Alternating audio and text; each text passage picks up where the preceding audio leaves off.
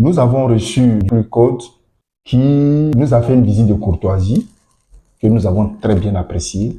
On a montré un peu ce qu'elle fait en termes d'action qu'elle mène en tant que société civile dans le domaine de la lutte contre le tabagisme. Un suivi des politiques, donc s'assurer que les politiques sont élaborées, mises en œuvre conformément aux dispositions dans les documents tels que libellés, et s'assurer que ce soit l'actif des bénéficiaires.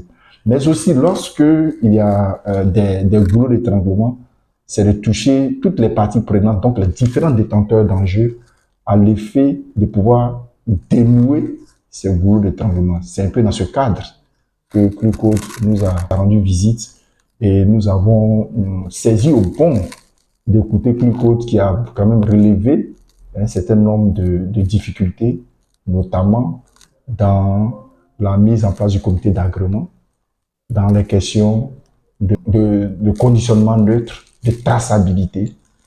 Mais nous avons compris que la Côte d'Ivoire, avec Clucode, a pu avoir un certain nombre de documents administratifs, notamment de décrets, d'arrêtés.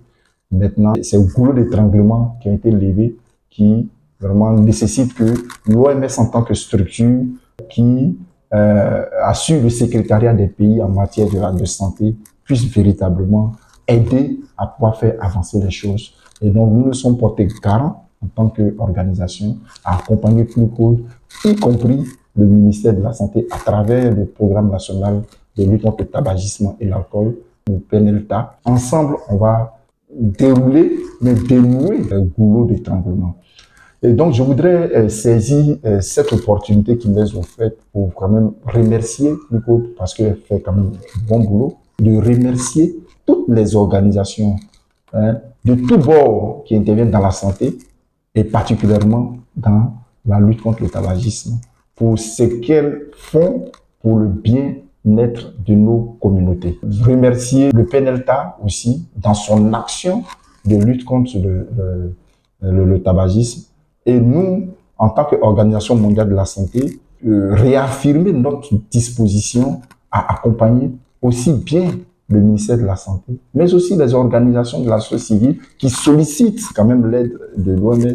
Et nous avons échangé sur ce point-là avec Clucode afin d'établir un partenariat légal à l'effet de leur permettre de peut-être bénéficier aussi du financement de l'OMS. Parce qu'en réalité, les organisations peuvent en bénéficier, mais c'est une question de procédure que nous leur montrerons pour que cela puisse véritablement permettre qu'elles puissent mener à bien à travers leurs interventions, à travers l'appui qu'on peut leur apporter en tant qu'organisation du système des Nations Unies.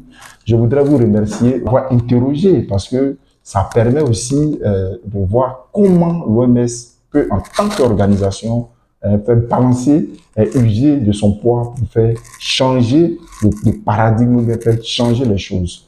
Donc, je voudrais m'arrêter là et vous dire merci pour votre aimable attention.